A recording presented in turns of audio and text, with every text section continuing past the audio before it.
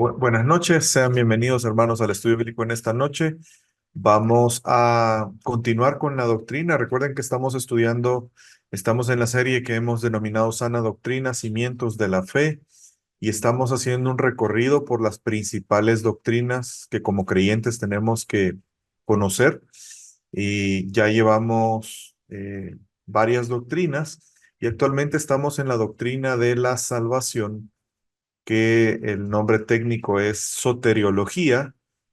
Cada vez que usted escuche soteriología o un aspecto soteriológico, pues recuerde que es la doctrina de la salvación, ¿verdad? Y dentro de esa doctrina hemos estado aprendiendo acerca de el pacto de gracia. Recuerden que en la Biblia vemos tres grandes pactos: el pacto de redención, que es el pacto que el Dios triuno hace, es decir, el Padre, el Hijo y el Espíritu Santo, en relación a desarrollar un plan de salvación. El tema de hoy tiene que ver con el pacto de redención. Luego está el pacto de gracia. Dios desde el inicio estableció un pacto con los hombres y es el pacto de gracia, y luego el hombre incumplió, ¿verdad? El pacto de gracia de obras, perdón, se basaba en la obediencia. El hombre incumplió y de ahí surge el pacto de gracia en Génesis capítulo 3, y desde entonces el pacto de gracia está desarrollándose eh, ha ido progresando, y eso lo aprendimos las semanas anteriores. Ahora vamos a comenzar a entrar un poco más en algunos aspectos de la salvación. Y el primer aspecto es, vamos a tratar de ir en un cierto orden, y el aspecto que deberíamos de tocar bajo esa perspectiva, en primer lugar, es la salvación y la predestinación. Quiero compartir con ustedes cuáles son los objetivos en esta noche de qué queremos lograr con el estudio bíblico de hoy. En primer lugar, es comprender qué significa la predestinación, tener una concepción o un conocimiento del concepto de predestinación. Luego, conocer qué la Biblia enseña en relación a la predestinación. Y, en último lugar, que seamos animados a vivir las implicaciones de la predestinación, ¿verdad? Que tenga una, una afectación a nuestra vida diaria, a nuestra vida cristiana. Eh, el desarrollo del tema va a ser con estos subtemas: la salvación y la predestinación. Vamos a comenzar hablando de eso. Luego, las características de la elección, la forma en que Dios elige. Luego vamos a contestar o tratar de contestar una pregunta que surge normalmente en este tema de la predestinación: ¿hay injusticia en Dios en la predestinación? Y vamos a terminar hablando de los propósitos de la predestinación. Así que vamos a comenzar con el primer punto en esta noche del estudio bíblico: la salvación y la predestinación. Hermanos, esta doctrina requiere ser tratada con cierto cuidado. Es una doctrina bíblica y por lo tanto es importante conocer acerca de ella. No podemos ser capaces de ignorarlo, porque vamos a ver cómo en la Biblia claramente nos habla de esta doctrina, pero tenemos que considerar algunas cosas al hablar de esta doctrina. Y lo primero de ello es, cuando Adán pecó, recuerde que la raza humana cayó en una condición de depravación por su pecado. El hombre murió espiritualmente, y eso implica que es incapaz de responder a ninguna oferta de gracia. Es decir, el hombre por sí mismo, en su condición natural, no puede responder a Dios a una oferta de gracia. Esta condición implica que el hombre, al morir espiritualmente, no solamente no puede relacionarse con Dios, sino que entró en un estado de corrupción. Corrupción en todo sentido, corrupción física, ¿verdad? Por eso envejecemos, por eso nos enfermamos, porque son las consecuencias del pecado en nuestro cuerpo, pero también corrupción moral. También hay eh, incapacidad de ver las cosas espirituales, porque el hombre murió espiritualmente. Y entonces vemos que esa idea o esa consideración de la condición humana es importante al abordar este tema. Toda persona comienza su vida desde que nace en esa condición, a lo que doctrinalmente se le conoce como pecado original, y probablemente algunos de ustedes recordarán cuando estudiamos la doctrina del pecado acerca del pecado original, Y voy a recordar rápidamente, el pecado original básicamente es la condición del hombre que es una consecuencia del pecado de Adán. Recuerde que Adán representaba la raza humana y cuando Adán pecó, toda la raza humana pecó en Adán y las consecuencias del pecado de Adán fueron traspasadas o imputadas a todos los seres humanos y a eso se le conoce como el pecado original, que es lo que acabo de describir, ¿verdad? La incapacidad que el hombre tiene, es que está muerto precisamente por el pecado y que en esa condición hay una corrupción en el hombre. Y esta condición es precisamente lo que hace necesario que Dios intervenga para salvar a los seres humanos, para restablecer la condición de los seres humanos antes de la caída. Y quiero que veamos el primer texto en esta noche, que es un texto muy importante y el cual no podríamos dejar de citar. eh, al hablar del tema de la predestinación. Y este se encuentra en la carta a los Efesios, capítulo 2 versículo 1 al 3 y dice de la siguiente manera, usted puede leerlo ahí en la presentación o también lo puede buscar en su Biblia. Efesios capítulo 2 versículo 1 al 3. Y Él os dio vida a vosotros cuando estabais muertos en vuestros delitos y pecados. Vemos ahí, hermanos, la condición del pecado original. El hombre nace estando muerto en los delitos y pecados, ¿verdad? Una condición de muerte espiritual, producto del pecado. Y dice, en las cuales anduvisteis en otro tiempo. Recuerden que Pablo estaba escribiéndole a los creyentes de la iglesia de Éfeso, por lo tanto, al ser creyentes ya no están en esa condición y empieza a recordarles la condición que estaban antes de Cristo. Estaban muertos en delitos y pecados, en los cuales andaban en otro tiempo, siguiendo la corriente de este mundo, que obviamente es contraria a Dios, conforme al príncipe de la potestad del aire, refiriéndose a Satanás, el espíritu que ahora opera en los hijos de desobediencia. Todos aquellos que están muertos en delitos y pecados, que están siguiendo la corriente de este mundo conforme a lo que Satanás obra en el establecimiento de las corrientes de este mundo y que son obviamente contrarios a Dios, a esos es los que se les está llamando hijos de desobediencia. Y sigue diciendo Pablo, entre ellos vivíamos también todos nosotros en otro tiempo. Y si se fijan, Pablo habla en pasado, vivíamos porque al estar en Cristo esa condición ya no es igual. Vivíamos en otro tiempo, todos nosotros, andando en los deseos de nuestra carne y haciendo la voluntad de la carne y de los pensamientos, éramos por naturaleza hijos de ira, lo mismo que los demás.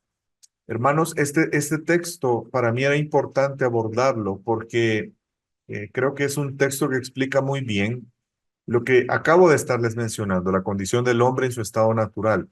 Cuando una persona cree en Cristo, eh, su naturaleza cambia.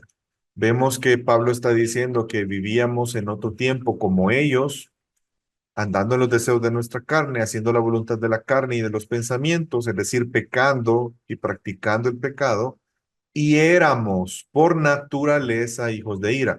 Quiero que vean que el ser hijos de ira o hijos de desobediencia no es un tema conductual, es un tema de naturaleza, por naturaleza. Por eso Dios tiene que cambiar nuestra naturaleza. En el Antiguo Testamento, cuando se anuncia el nuevo pacto,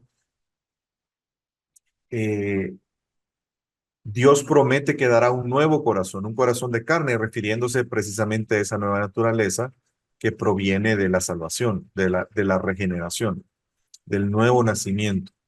Entonces, vemos que la naturaleza era contraria a Dios por cuanto éramos hijos de ira, precisamente producto de la pecaminosidad. Es una forma de referirse a la relación con Dios. Dios tiene que obrar entonces, hermanos, porque el problema del ser humano en relación al pecado no solamente es un tema de conducta, sino que la conducta refleja algo más que es la naturaleza. La naturaleza se refleja con la conducta. Y voy a poner un ejemplo que creo que es gráfico y no pretendo comparar a los hombres con animales, pero Usted puede ver la naturaleza de los animales y cómo su conducta depende de esa naturaleza. Eh, los perros tienen un comportamiento muy peculiar que probablemente los cerdos no tengan. ¿Por qué? Porque es un tema de naturaleza. Entonces, es importante considerar esto. Y esto, el entender esta verdad, hermanos, nos hace reconocer entonces cómo es necesaria la intervención de Dios para nuestra salvación. Dios obrará en todos los hombres para lograr la salvación, pues me anticipo, ¿verdad? Y que es parte de lo que vamos a desarrollar hoy. La respuesta es no. Y nos vamos a quedar siempre en la carta a los Efesios, solo que ahora vamos a ir al capítulo 1 y vamos a leer el versículo 4 y 5. Y vamos a ir ya entrando a nuestro tema. Antes quería poner en contexto que por la condición de los hombres es necesario que Dios intervenga para la salvación. Efesios capítulo 1, versículo 4 y 5, y dice, según nos escogió, aquí está hablando del Padre, ¿verdad? El Padre nos escoge, según nos escogió en Él, es decir, en Cristo Jesús, antes de la fundación del mundo. Quiero que noten que Pablo está enfatizando, inspirado por el Espíritu Santo, que el Padre nos escoge en Cristo antes de la fundación del mundo. ¿Y cómo debemos de entender esa frase antes de la fundación del mundo? Bueno, eh, podemos irnos a Génesis capítulo 1, versículo 1. En el principio creó Dios los cielos y la tierra. Antes de ese principio, de que todas las cosas tuvieran un inicio, que fueran creadas, antes de eso, en la eternidad, Dios nos escogió en Cristo. La pregunta es, ¿para qué? ¿Para qué Él nos escoge? Para que seamos santos y sin mancha delante de Él. Por su amor, y aquí viene el tema de esta noche, nos predestinó para ser adoptados hijos suyos por medio de Jesucristo según el puro afecto de su voluntad. Y podemos ver varios elementos en este texto, hermanos. En primer lugar, que es el Padre el que nos escoge en Cristo. ¿Y cuándo nos escoge? Bueno, desde antes de la fundación del mundo. Y eso es importante tenerlo claro porque muchas veces se puede pensar que Dios escoge en base a o para una respuesta a un comportamiento o respuesta a la capacidad del hombre o respuesta a lo que el hombre pueda aportar. Y vemos que la elección de Dios no está basado en ninguno de esos criterios, porque Dios escoge desde antes de la fundación del mundo. ¿Para qué? Para que seamos santos y sin mancha. Esto implica una salvación para una relación con Él, para ser parte de su pueblo. Estamos estudiando Éxodo, si ustedes recordarán, el domingo pasado, precisamente veíamos en el capítulo 19 cómo Dios ratifica su pacto y dice que Él va a formar una nación santa. Y esa elección de esa nación fue antes de la fundación del mundo. No fue una respuesta al pueblo de Israel, sino fue desde antes. Y lo hace por su amor. Es decir, la forma en que Dios ha mostrado su amor es a través de predestinarnos para ser hijos suyos por medio de Jesucristo. Y lo que motiva a Dios para hacer esto es el puro afecto de su voluntad, es decir, soberanamente no hay condición aquí, no hay nada que condicione a Dios, sino es el puro afecto de su voluntad. Esa palabra predestinar en griego es priorizó, que significa, o que se utiliza más bien, que significa predestinar, y que se utiliza para referirse en aspectos de la salvación del hombre. Y esta, en este texto, en el versículo 5 de Efesios 1, cuando dice predestinó para ser adoptados hijos suyos, está utilizando esa palabra. Es decir, que podemos afirmar que está hablando obviamente de que Dios escogió desde antes o seleccionó o estableció un destino para salvar a aquellos que Él voluntariamente escoge. Todo es por su voluntad, ese ejercicio soberano de la voluntad de Dios, la que le lleva a escoger. Ahora, quisiera aclarar dos términos que podríamos verlos como sinónimos, pero en realidad no son sinónimos, y es el término de predestinación y elección. En esta noche vamos a hablar de ambas cosas, de la predestinación y vamos a hablar de la elección, porque es difícil hablar de uno sin el hablar del otro. Pero quiero que preste atención y que logremos ver las diferencias que hay entre la predestinación y la elección. En su forma más elemental o sencilla, la predestinación significa destino final. Predestinación o predestino o establecer previamente el destino final, que sabemos que en el caso de lo que la Biblia testifica sería el cielo o el infierno, es decir, Dios establece previamente, según lo que aprendimos en Efesios 1, desde antes de la fundación del mundo, el destino, ¿verdad?, de los elegidos, por ejemplo. Ha sido decidido por Dios solamente antes de que lleguemos a existir, no solamente antes de que lleguemos ahí, sino inclusive antes de nuestra existencia, antes de haber nacido. Dios ya nos había elegido a aquellos que somos hijos de Él. Nos enseña que nuestro destino entonces, hermanos, está en las manos de Dios. Por lo tanto, eso nos lleva a tener confianza y seguridad en el futuro, sabiendo que si Él nos predestinó para salvación, si Él nos predestinó para vida eterna, pues esa voluntad se cumplirá y podemos tener la certeza que será así. Pero también debemos entender en ese contexto que desde la eternidad pasada, antes de que todas las cosas existieran y que nosotros mismos existiéramos, Dios decidió salvar a algunos miembros de la raza humana y dejar que el resto de la raza humana perezca, no por un decreto de Él, sino por una consecuencia precisamente a su pecado. Entonces, Dios hizo una elección y ahí viene la diferencia del término. Predestinación es que Dios establece un destino final desde antes y para establecer este destino, Él tuvo que elegir a algunos para salvarlos y eso es la elección.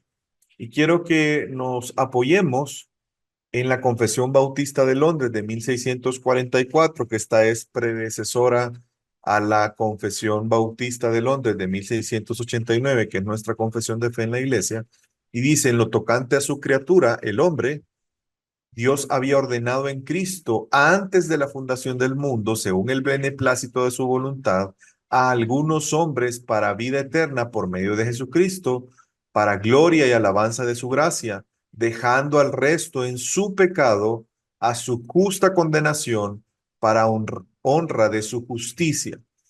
Quiero que vean cómo la confesión de fe toma de Efesios, el texto que acabamos de leer, Efesios capítulo 1, versículo 4 al 5, algunos elementos para incluirlos en la confesión que Dios había ordenado en Cristo antes de la fundación del mundo y por el beneplácito de su voluntad, que algunos hombres fueran salvados para gloria y alabanza de su gracia, ¿verdad? En la misma carta a los Efesios se menciona eso, que fuimos salvos para la gloria de Dios, para alabanza de su gracia.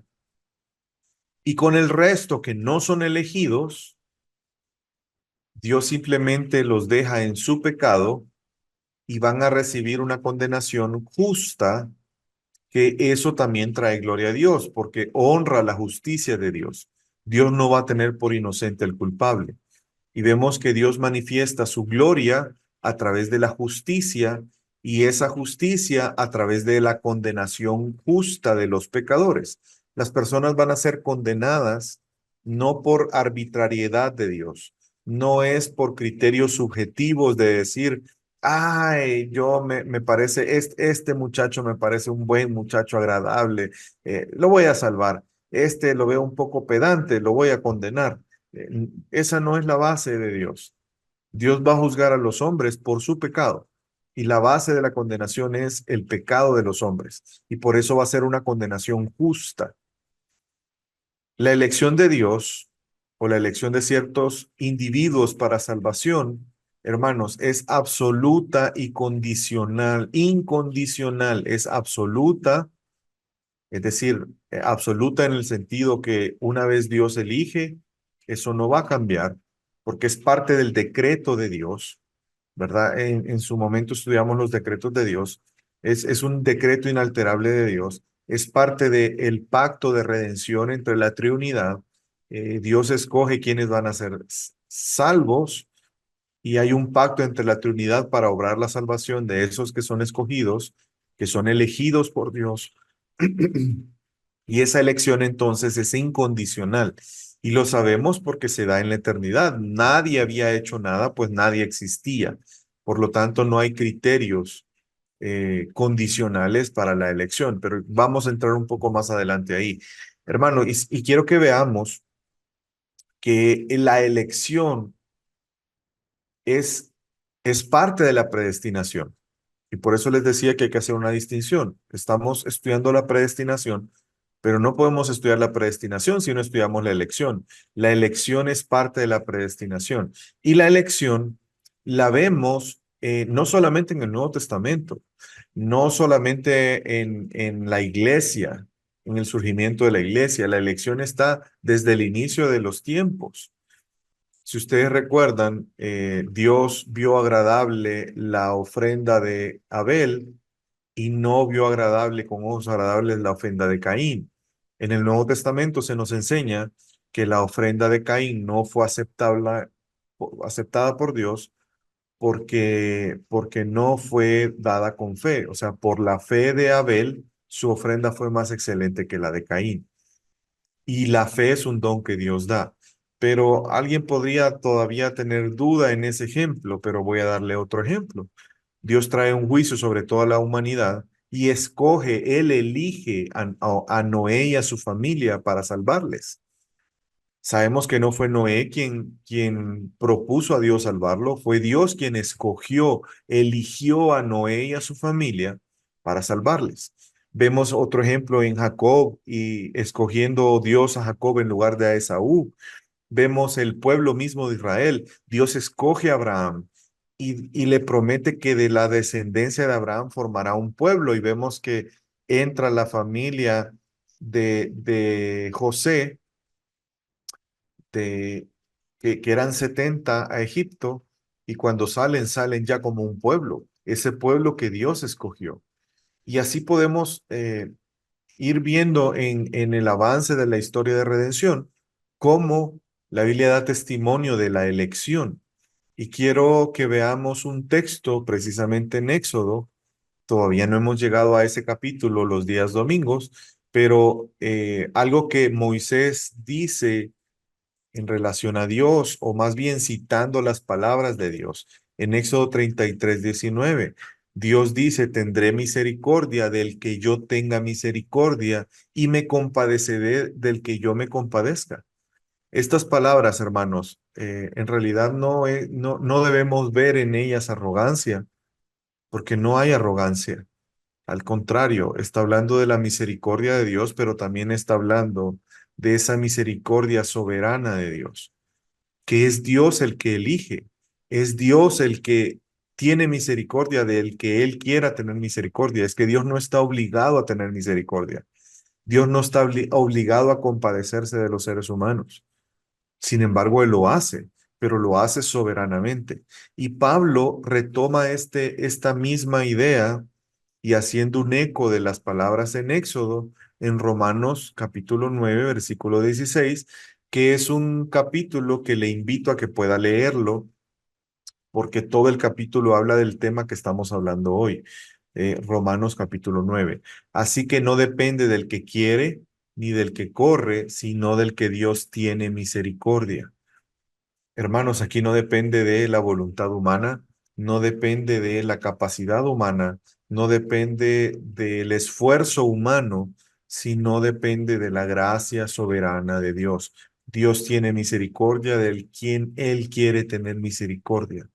Y vemos que en la historia se ha cuestionado ese tema. El mismo Jonás, si ustedes recuerdan, le parecía a él injusto que se salvaran las personas en Nínive y eso lo hace no ir a predicar, ¿verdad? Pero Dios es soberano y Él salva a quien Él quiere, Él tiene misericordia de quien Él quiere. Y este tema de la elección no solamente lo vemos en textos del Nuevo Testamento, del Antiguo Testamento, sino Jesús también enseñó en relación a esto. Jesús enseñó en este tema, por ejemplo, en Juan 15, bueno, lo enseñó en varias veces, en varias ocasiones. Voy a citarles dos versículos o dos pasajes más bien, y uno de ellos es Juan 15, versículo 16. No me elegiste vosotros a mí. Fíjese, está hablando de la elección.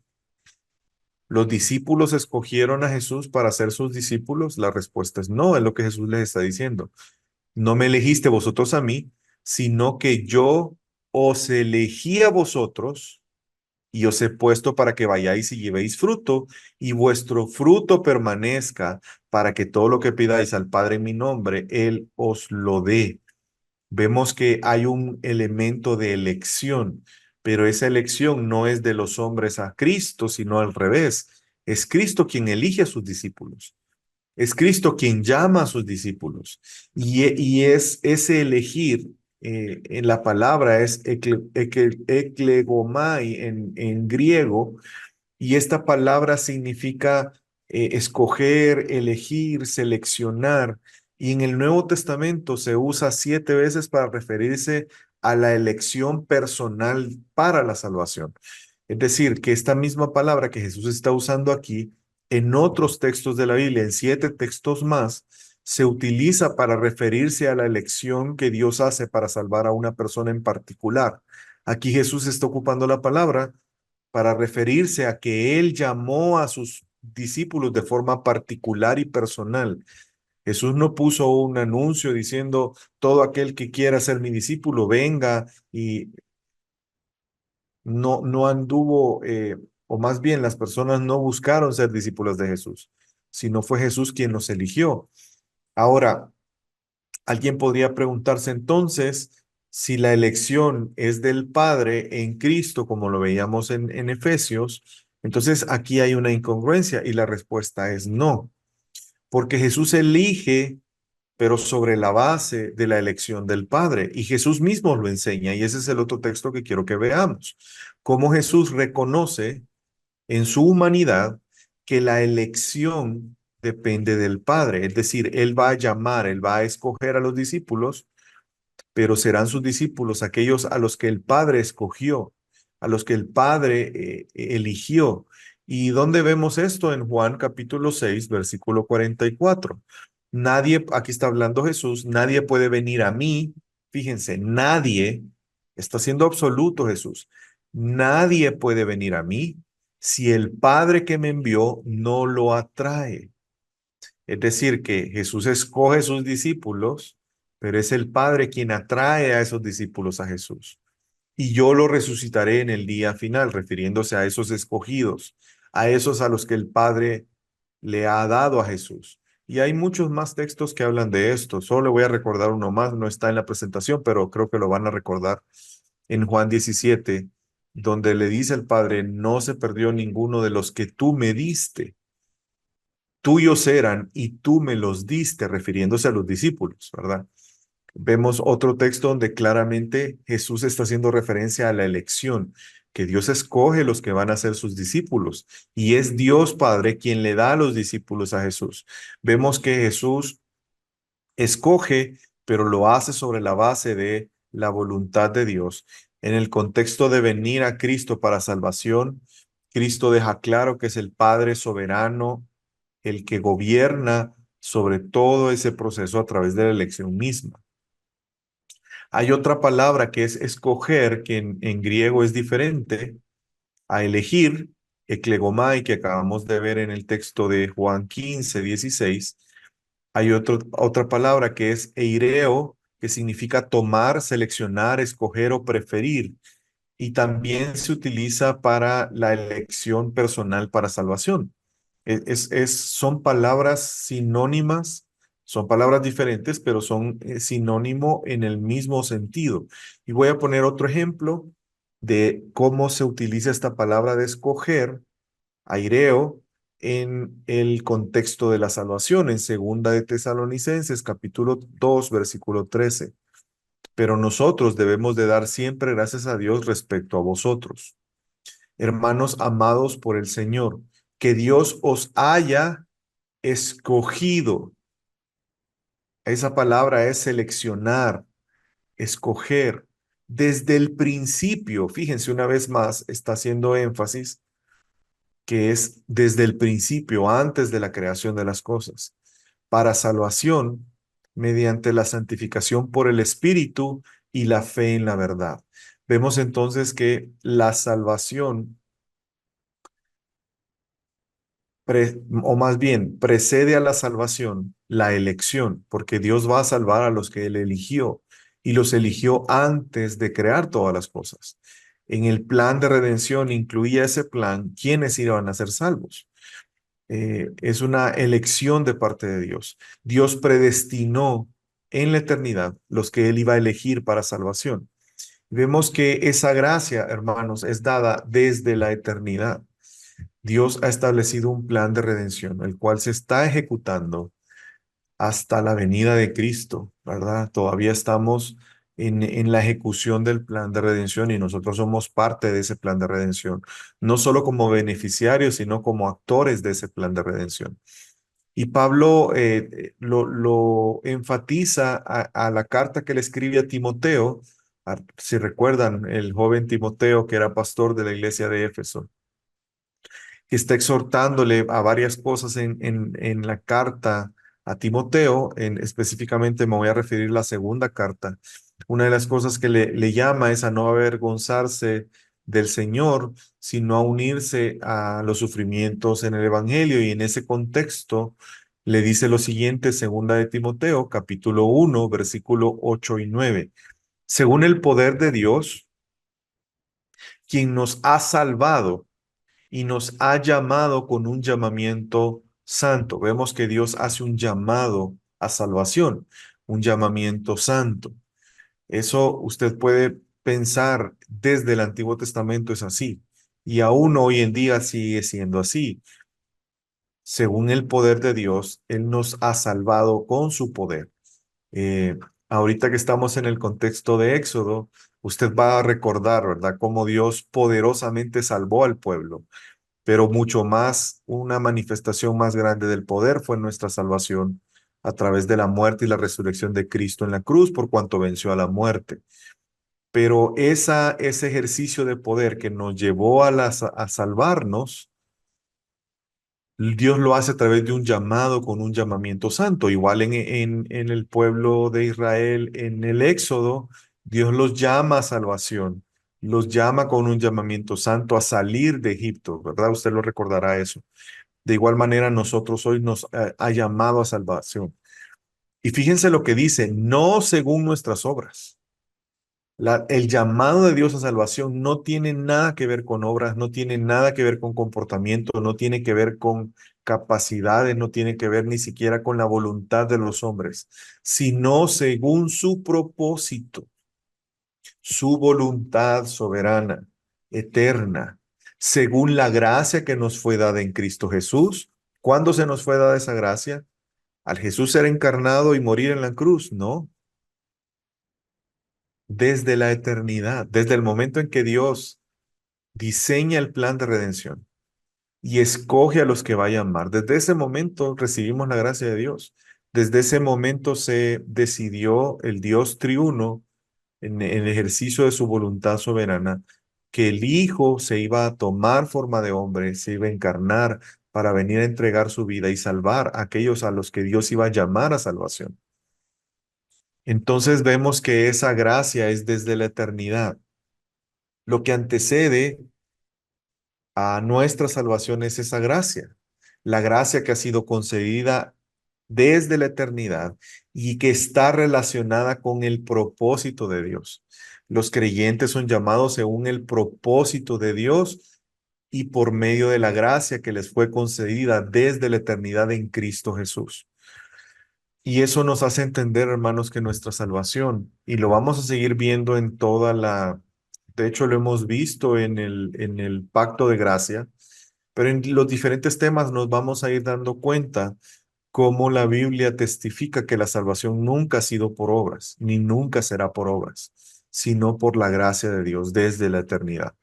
Quiero que hablemos ahora entonces, como un segundo subtema de esta noche, las características de la elección, y lo voy a hacer un poco rápido porque todavía nos queda algo de contenido, y creo que no requiere que en este momento profundicemos en las características, pero podemos ver varias características. Por ejemplo, la elección es la expresión de la voluntad soberana de Dios o de su beneplácito. Eso es algo que ya vimos en los textos que les he mencionado, cómo no hay ningún mérito al elegir, sino es algo que Dios lo hace por gracia y lo hace desde la eternidad. No hay ningún mérito ni en el previo conocimiento que Dios tenga del individuo, si va a creer o no va a creer. Más bien es una elección soberana de Dios en la eternidad. Y esa elección es una elección eficaz. ¿Qué significa esto? Que Dios va a cumplir ese propósito. Es decir, que aquellos a quienes Él escoge eficazmente van a ser salvos. No hay quien pueda rechazar a Dios. El hombre en su condición natural rechaza a Dios, pero me refiero a quienes a los que Dios llama no van a tener un rechazo de parte de esos hombres Dios. Y lo podemos ver en Cristo.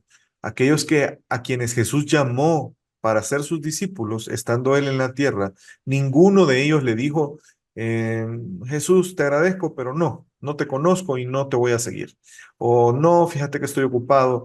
Ese tipo de respuesta se dio en aquellos a quienes Jesús no los llamó, pero aquellos a los que Jesús llamó, todos, absolutamente todos, le siguieron. La elección es entonces, en tercer lugar, hermanos, desde la eternidad, como ya lo hemos mencionado antes y lo hemos visto en los textos, es una elección incondicional, por lo tanto no depende de que los humanos realicen una acción específica o cumplan con ciertos criterios o con ciertas condiciones ante Dios, sino más bien es Dios quien decide salvar a las personas soberanamente, ¿verdad? Y lo último, que la elección es inmutable, es decir, Dios no cambia de idea, los planes de Dios no son variables. Nosotros planificamos y a veces tenemos que cambiar los planes por circunstancias que no podemos controlar. Yo puedo quedar con usted que me voy a reunir mañana y si me enfermo hoy en la noche, pues probablemente no voy a poder ir y reunirme con usted mañana. Es algo que yo no puedo controlar, entonces puede haber variación en los planes.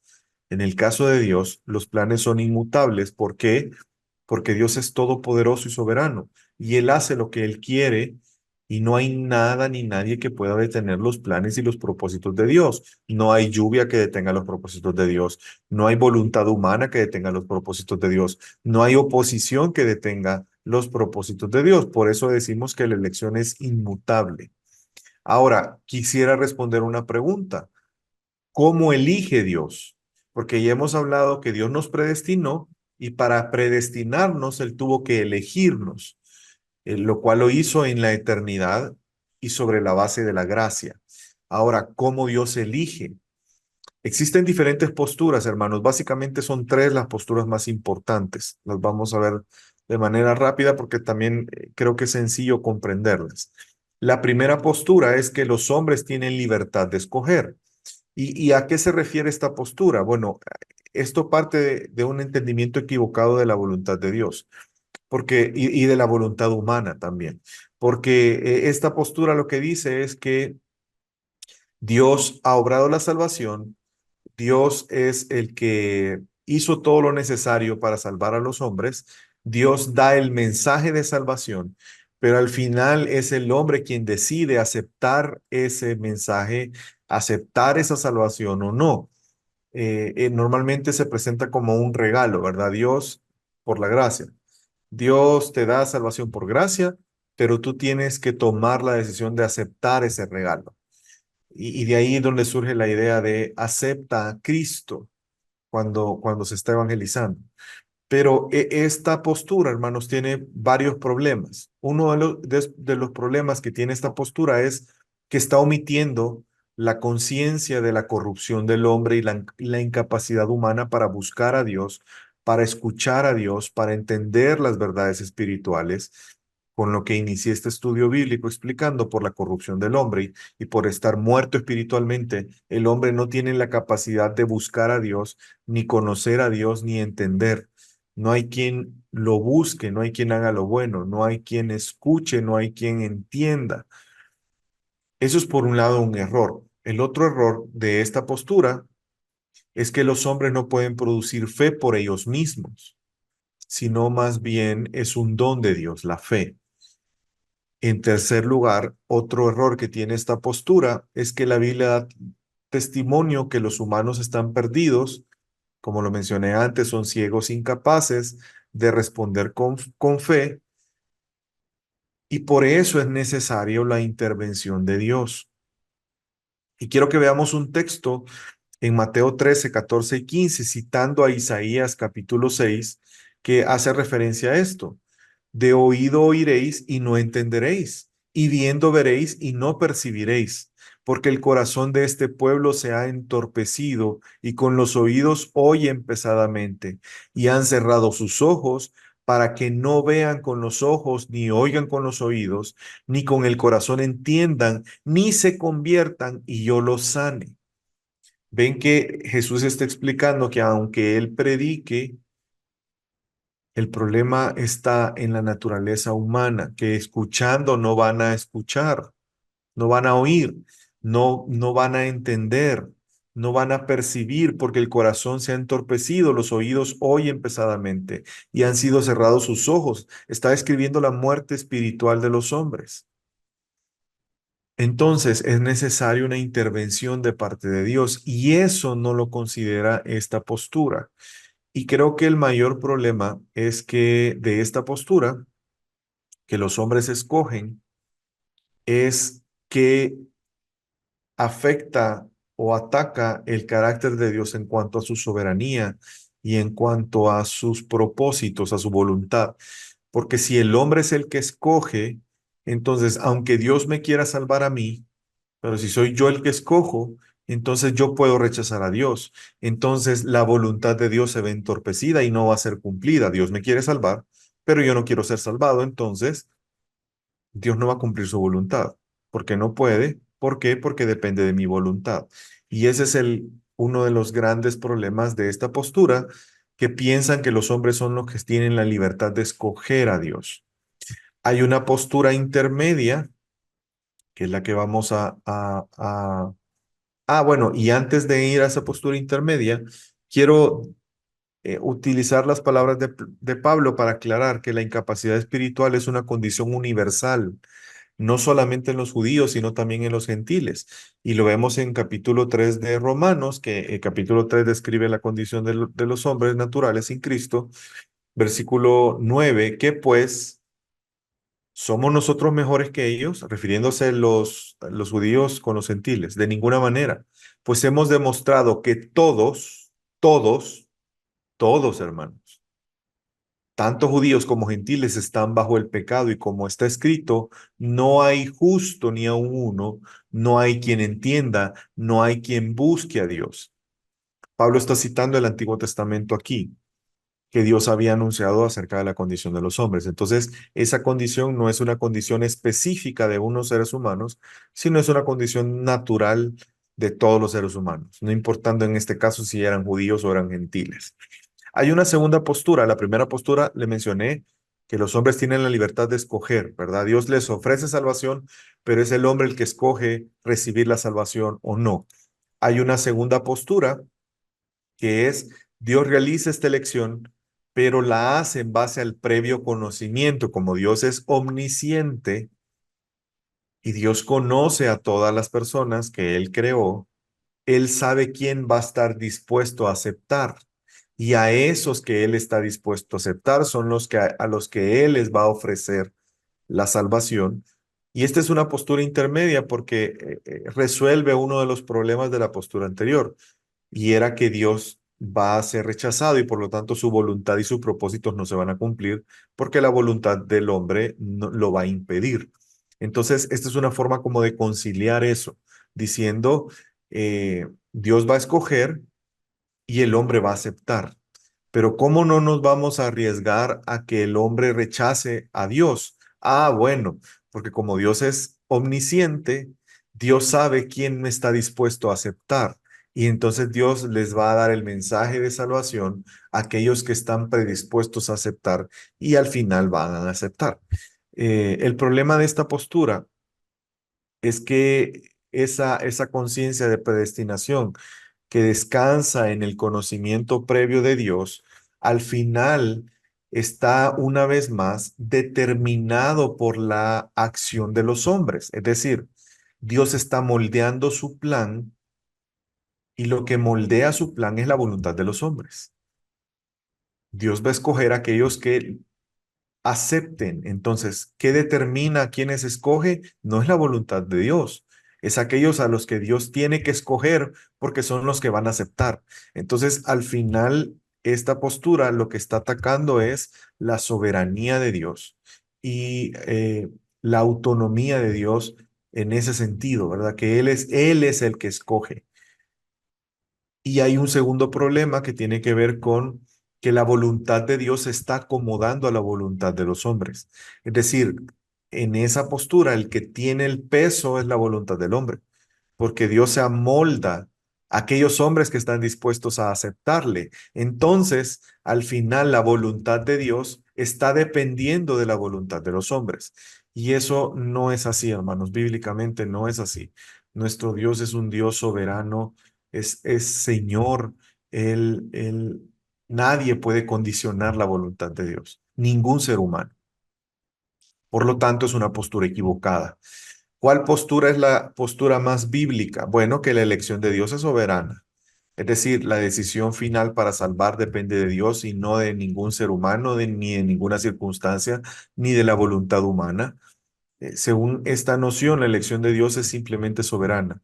No descansa sobre decisiones o respuestas de los hombres para que Dios escoja, sino más bien de la voluntad soberana y autónoma de Dios. Y eso nos lleva muchas veces a escuchar cuestionamientos. Ah, pues entonces Dios es injusto, porque si Dios soberanamente escoge, ¿por qué escoge a unos y desecha a otros? Y eso me lleva a, al siguiente punto o el subtema de este tema. ¿Hay injusticia de Dios en la predestinación?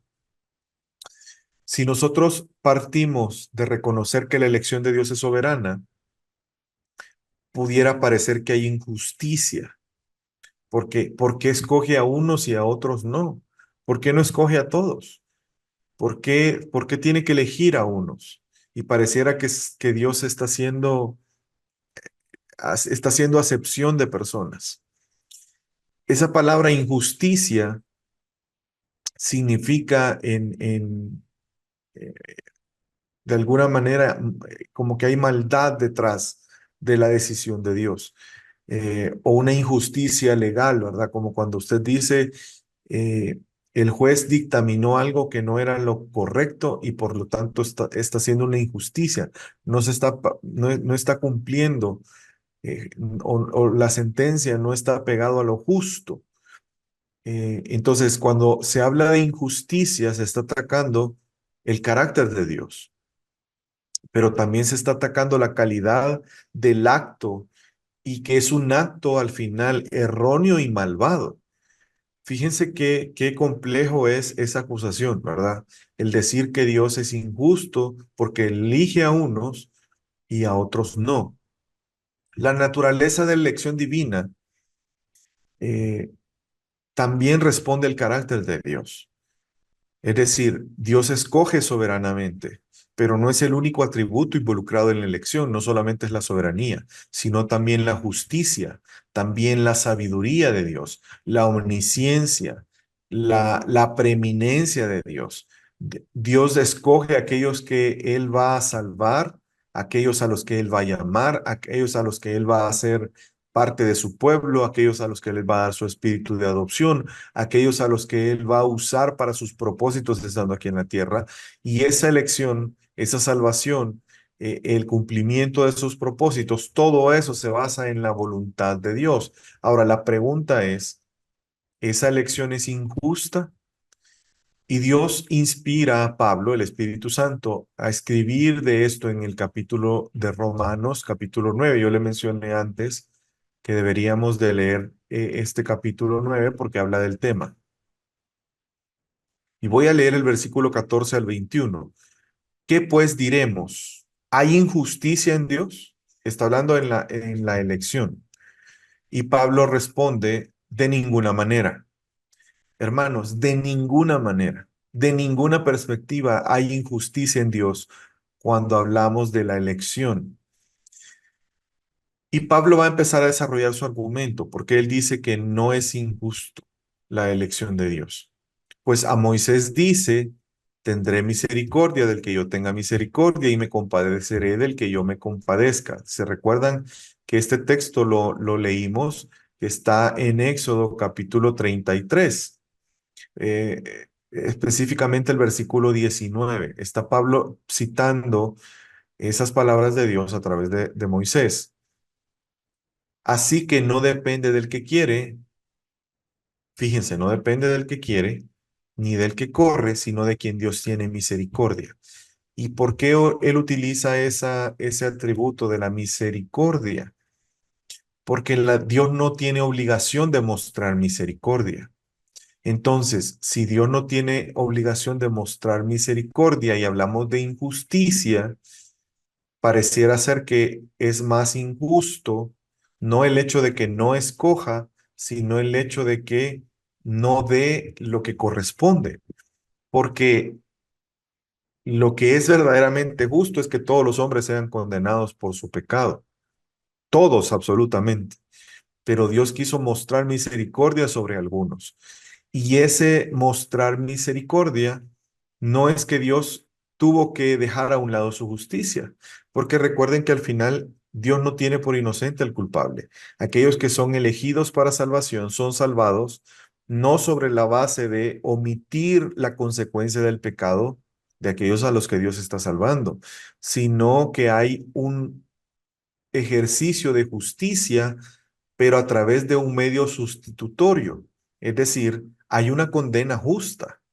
La paga del pecado es muerte, pues la salvación proviene por la fe, pero esa salvación está respaldada por un juicio justo a aquellos a los que Dios va a salvar, condenando no a los salvados, sino condenando a un sustituto que es Cristo Jesús, sobre el cual recae la ira de Dios por el pecado de aquellos a quienes Dios va a salvar. Entonces vemos que en ese acto no hay injusticia, porque Dios establece que la paga del pecado es muerte y Dios no hace a un lado o no deroga ese principio.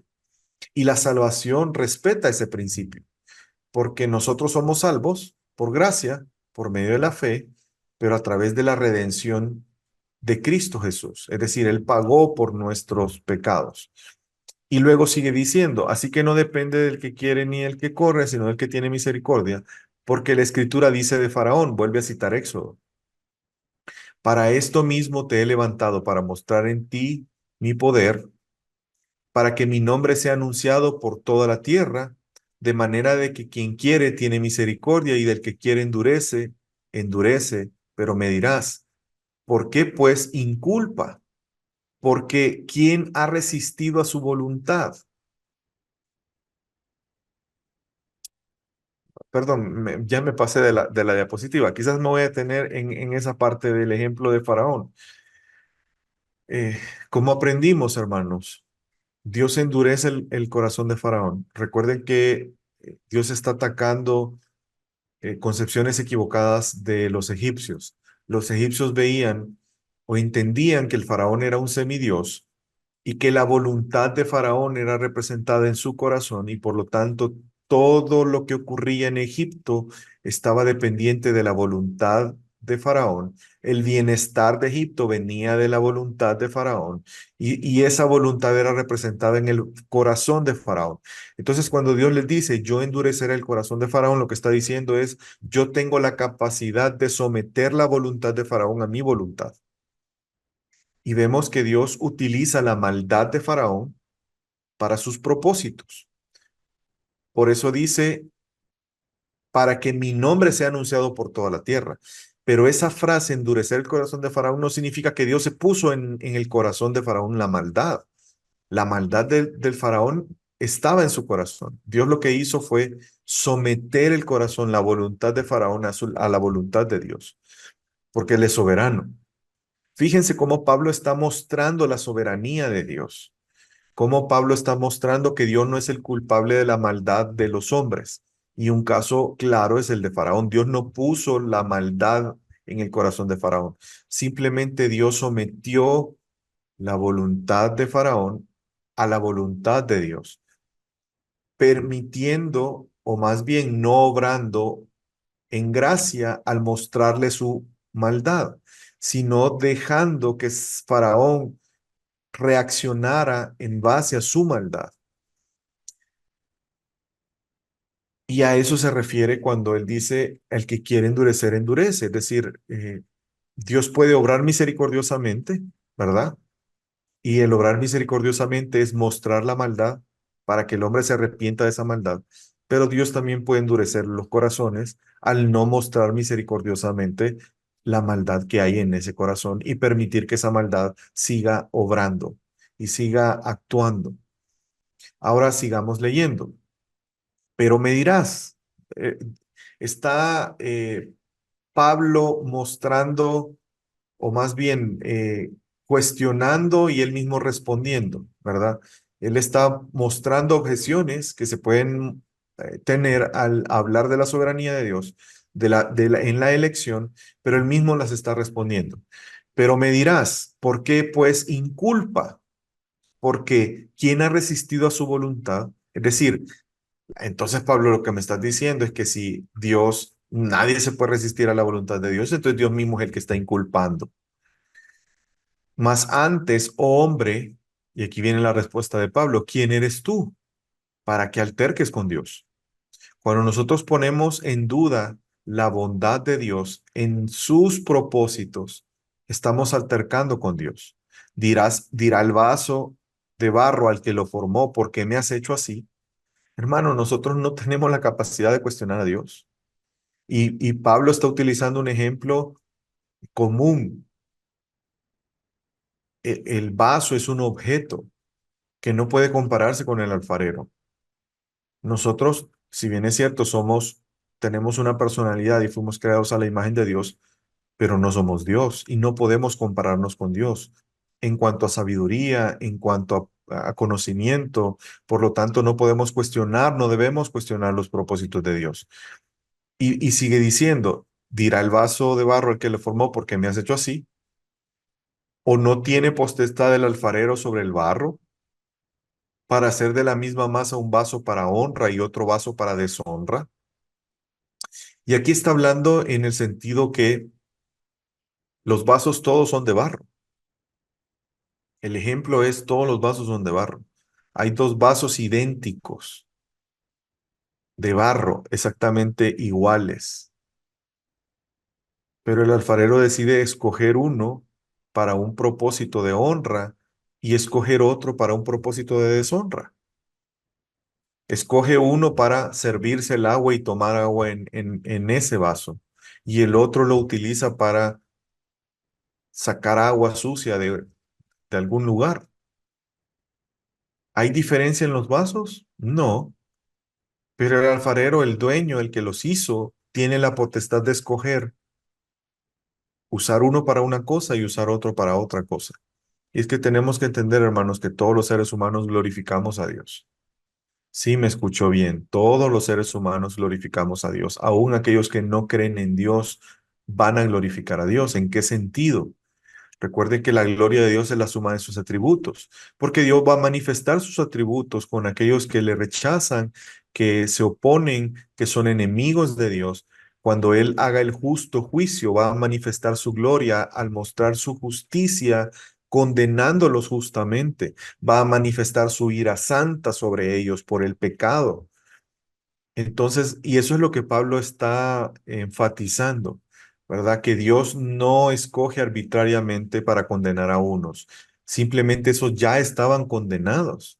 porque lo que les condena es su pecado, no es Dios los que los condena, sino su pecado, su rebeldía, su rechazo a la misericordia de Dios, como lo describe Pablo en Romanos capítulo 1, porque cambiaron la gloria de Dios incorruptible, aun cuando conocían a Dios.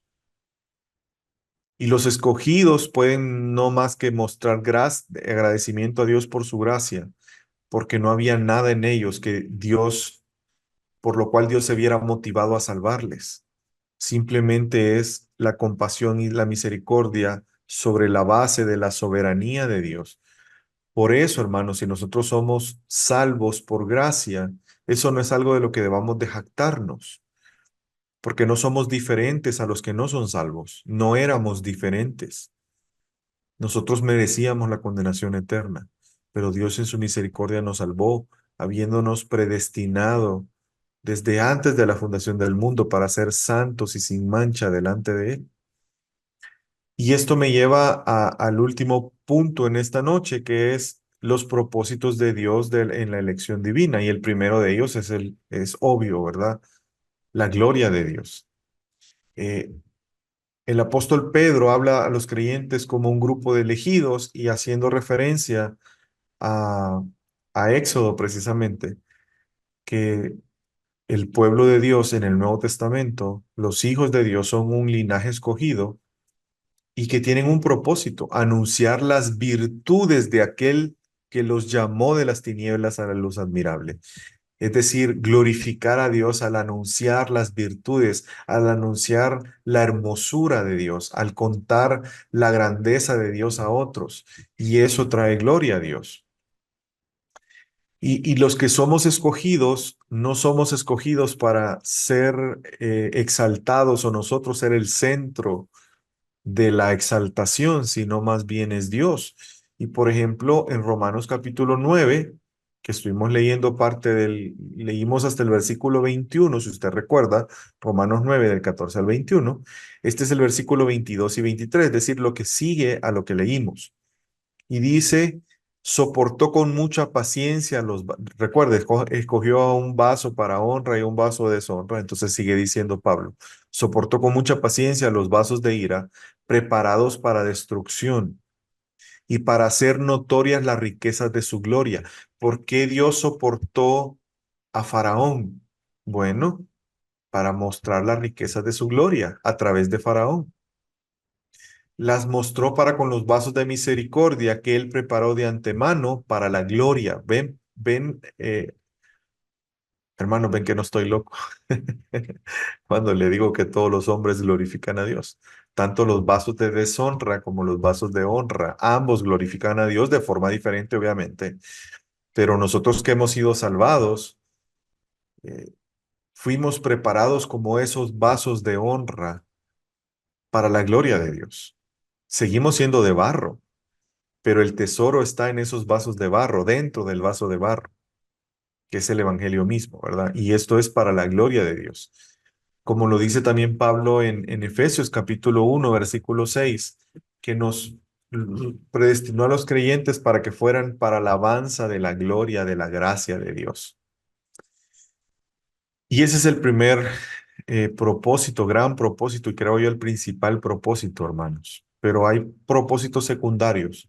Y otro propósito es la santidad de los creyentes. Él nos escoge, nos salva y nos santifica. Y por ejemplo, Jesús lo menciona en Juan 15:16. No me elegiste vosotros a mí, un texto que ya leímos, sino que yo os elegí a vosotros y os he puesto para que vayáis y llevéis fruto y vuestro fruto permanezca. Ese fruto se refiere al fruto del Espíritu, la evidencia de la elección de Dios. Cuando una persona Dios la llama, va a ser regenerada, va a recibir el don de la fe, va a ser regenerada, pero va a mostrar frutos o fruto. ¿Y cuál fruto? El fruto del Espíritu. Pablo habla de esto también de una forma diferente en Romanos capítulo 8, versículo 29, porque a los que de antemano conoció, fíjense, predestinación, a los que antemano conoció, también los predestinó a ser hechos conforme a la imagen de su Hijo. ¿Por qué hablamos que la santidad es parte de los propósitos de la predestinación? Porque la Biblia lo enseña. A los que predestinó, ¿a qué nos ha predestinado Dios? No solo a salvación, sino a ser santificados, a ser conformados a la imagen de Jesús, a ser hechos conforme a la imagen del Hijo, para que el Hijo sea el primogénito entre muchos hermanos, y a los que predestinó a estos también llamó, y a los que llamó también justificó, y a los que justificó a estos también glorificó. Vemos cómo se repite el tema de la gloria de Dios, ¿verdad? El glorificarnos y ser conformados a la imagen del Hijo de Dios. Eh, estos temas de el llamamiento, la justificación, la glorificación son temas que vamos a desarrollar en esta doctrina en los próximos viernes. Y el último propósito que quisiera mencionar de la elección divina es que fuimos llamados, elegidos, predestinados para buenas obras. Recuerden que las buenas obras es una consecuencia, no es el fin. Yo no soy salvo por mis buenas obras. Porque yo soy salvo, parte de mi elección es que Dios preparó buenas obras para que yo anduviese en ellas. Y Él las preparó de antemano. Y las buenas obras son lo que Dios me ha mandado a hacer. Esas son las buenas obras. No es lo que los hombres crean que es una buena obra. Bíblicamente hablando, las buenas obras son todas las obras que Dios nos ha mandado a hacer. Todo lo que es conforme a la voluntad de Dios, eso es una buena obra. Y Pablo enseña lo siguiente en Efesios capítulo 2, versículo 10, porque somos hechura suya, creados en Cristo Jesús para buenas obras, las cuales Dios preparó de antemano para que anduviésemos en ellas. Vemos cómo la predestinación tiene que ver con el hecho de que Dios quiere, nos salva, nos escoge, nos santifica, pero Él quiere que le adoremos y le sirvamos. Recuerde Éxodo, ¿verdad? Los propósitos de Dios no cambian, hermanos. En Éxodo Dios sacó a su pueblo de Egipto, lo salvó. ¿Para qué? Para que le adorara y para que le sirviera. Esas son las buenas obras que Dios estableció para nosotros desde antes, ¿verdad? ¿Y cuáles son las conclusiones en esta noche? Quiero mencionar algunas conclusiones. Primero, hermanos, el conocer esta doctrina debe de llevarnos a confiar en que lo que Dios ha decidido, perdón, sucederá. Es decir, Dios va a cumplir ese plan y si Él nos escogió para salvación, nos preservará hasta el final. En segundo lugar, no debemos criticar cuando al criticarnos a nosotros mismos, ¿verdad? A veces somos duros con nosotros mismos cuando alguien rechaza a Cristo porque al final no depende de nosotros. Muchas veces nos da temor evangelizar porque nos da temor el resultado. Y tenemos que ser conscientes que Jesús les dijo a sus discípulos que cada vez que lo rechacen a ellos, en realidad están rechazando a Cristo. Por lo tanto, no debemos de ser duros con nosotros mismos al decir, ay, que quizás si le hubiera dicho esto o quizás hubiera hecho esto. Al final, aquellos que Dios escoge, Él los llama. Puede hacer que inclusive tú le prediques a un elegido, pero no sea el momento de Dios y esa persona venga a salvación más adelante. La predestinación no anula el incentivo para la evangelización y las misiones. Algunas personas dicen, es que si Dios escogió soberanamente y Él va a hacer su voluntad, entonces ¿para qué evangelizamos? Al final, nadie se va a oponer a los propósitos de Dios. Aquellos que son salvos van a ser salvos. Y la Biblia dice que si no hablamos, aún las piedras van a hablar. Hermanos, eso es cierto, pero eso no anula la responsabilidad que tenemos de parte de Dios. Dios nos va a pedir cuentas. Dios nos ha dejado en este mundo para hacer luz y sal. El hecho que nosotros seamos irresponsables no va a detener los propósitos de Dios, pero no significa que no vamos a dar cuentas, no vamos a rendir cuentas a Dios por nuestros actos. Entonces, Dios ha querido en su voluntad que a través de la iglesia sea la portadora del mensaje de salvación. El evangelio es el mensaje de salvación. El evangelio es poder de Dios para salvación. Pero el evangelio tiene que ser proclamado. ¿Cómo creerán de aquel que no han oído? ¿Y cómo oirán si no hay quien predique? Los verdaderos creyentes entendemos eso. Y por eso, y como tú y yo no sabemos quiénes son los elegidos, quiénes son los predestinados, por eso proclamamos a todos.